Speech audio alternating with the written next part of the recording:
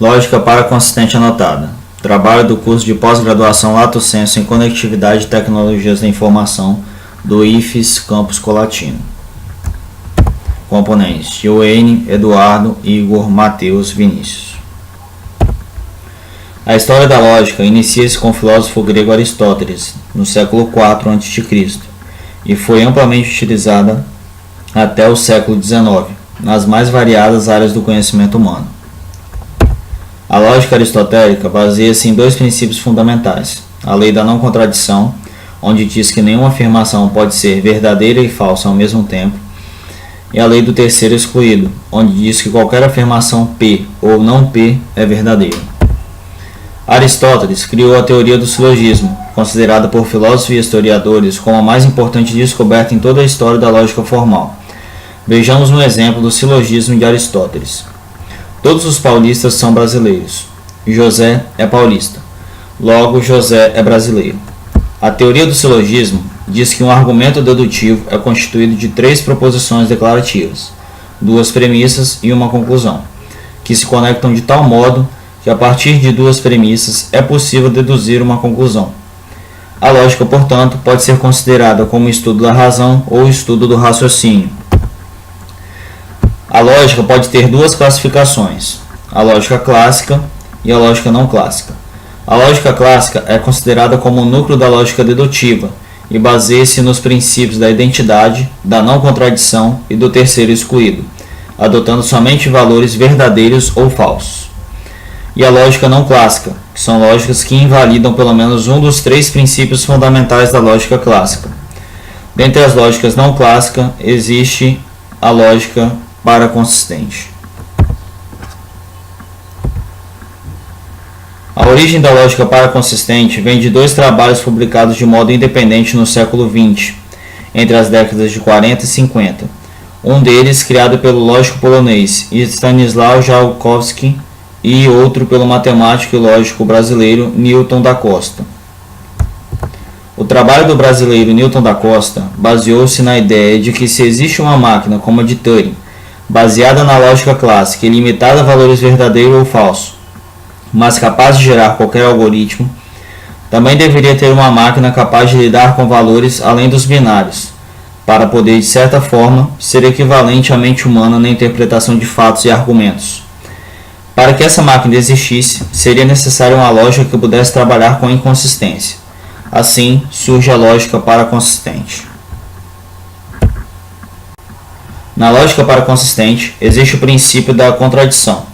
Ao contrário da lógica clássica, na lógica paraconsistente é possível representar e realizar inferências sobre informações contraditórias, e também distinguir as situações onde uma determinada proposição é realmente falsa de uma em que não se tem conhecimento suficiente para chegar a uma conclusão. A conclusão obtida pode ser muito útil em tomada de decisões em que não há informações suficientes, ou elas são contraditórias. Lógica paraconsistente anotada. Pode-se encontrar várias classes na lógica paraconsistente. Entre elas está a lógica paraconsistente anotada, onde, dada uma proposição, tratam-se graus de crença e descrença relativos a ela, que variam entre 0 e 1. Uma interpretação da lógica paraconsistente anotada em um reticulado associado permite o equacionamento de valores e a criação de algoritmos para a formação de sistemas de análises paraconsistentes, denominadas de nós de análise paraconsistente. Considere que uma forma proposicional P esteja acompanhada de uma notação composta por dois graus de evidência, onde denominamos de sinal lógico paraconsistente a seguinte representação. P é a proposição a ser analisada, Mi e lambda a notação relacionada à proposição P, Mi é o grau de evidência favorável à proposição P, cujo valor está contido no intervalo fechado de 0 e 1, pertencente ao conjunto dos números reais. E lambda é o grau de evidência desfavorável à proposição P, cujo valor está contido no intervalo fechado entre 0 e 1, que pertence ao conjunto dos números reais. Sendo assim, a lógica paraconsistente com a anotação de dois valores pode ser associada a um reticulado de 4 vértices, onde são alocadas as anotações que, por sua vez, atribuem estados lógicos à proposição, como na imagem que vemos agora. A descrição do reticulado associado a lógica paraconsistente anotada de dois valores, construído com valores dos graus de certeza e grau de contradição, resulta em um algoritmo denominado de nó de análise paraconsistente, ou NAP. Na análise de dois valores, um NAP é considerado um elemento capaz de tratar dois sinais de evidência, apresentando como resultado um grau de evidência real, livre de efeitos da contradição. Na saída do NAP, pode-se também obter um valor de intervalo de evidência, que será utilizado como informativo sobre a contradição existente na análise. Na tese de Luiz Antônio Ferraro Matias, em que esse trabalho foi baseado, o autor utilizou um conjunto de algoritmos NAPs, que são redes paraconsistentes de tratamento de dados, denominado algoritmo paraconsistente extrator de efeitos da contradição. Aplicação e mineração de dados.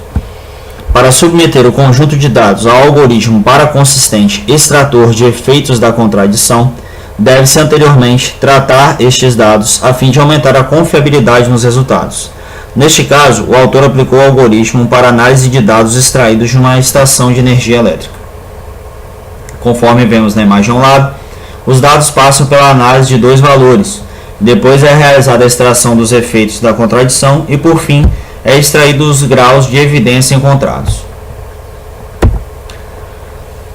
Podemos ver os passos dados pelo autor na imagem. Ele fez a leitura dos dados obtidos através das leituras na subestação e gravou estes dados no banco de dados Access. Depois, esses dados foram convertidos para banco de dados SQL e submetidos ao NAP e ao extrator de efeitos da contradição. Posteriormente, esses dados foram processados a fim de encontrar padrões nos dados informados. Conclusão. Dessa forma, conclui-se que com a mineração de dados, aliada a técnicas fundamentadas em lógica paraconsistente, auxiliam fornecer padrões e correlações relevantes que podem apoiar o processo decisório da organização, que sem o uso dessa tecnologia seria muito difícil de mensurar. Assim, os resultados indicam que é possível estabelecer processos de tratamento e normalização de dados originários de sistema de armazenagem de grandes quantidades de informações e, com a aplicação das técnicas comentadas, ser capaz de gerar o apoio à tomada de decisão, que é de fundamental importância para os mais variados tipos de organizações.